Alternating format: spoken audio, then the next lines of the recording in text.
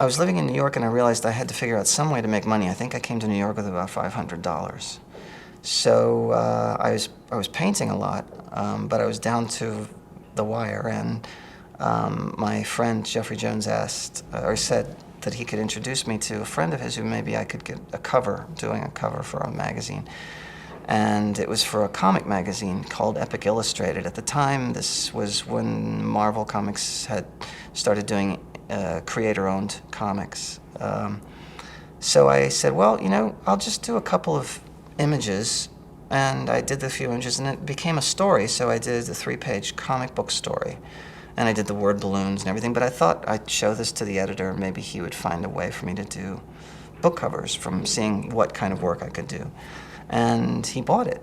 He bought the story. So this really surprised me.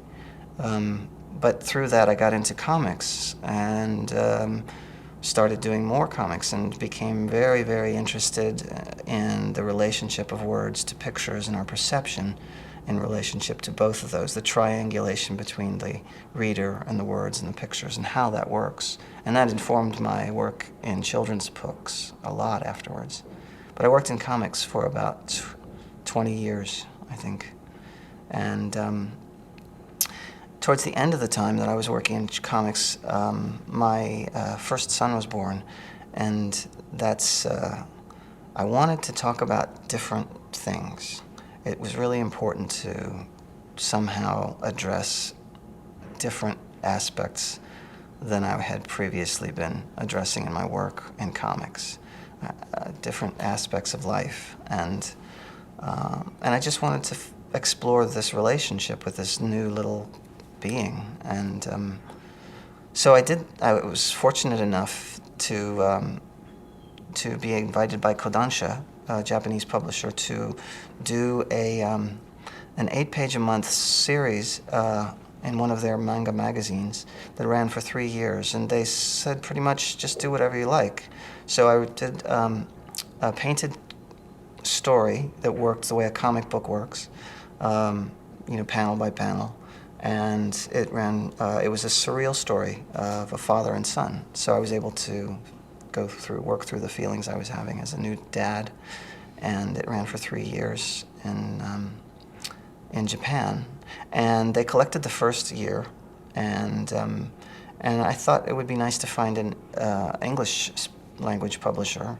So I brought it back, and all the comic book companies were saying, well, this is really great, except it's really a children's book. And I said, okay. So I took it to Scholastic.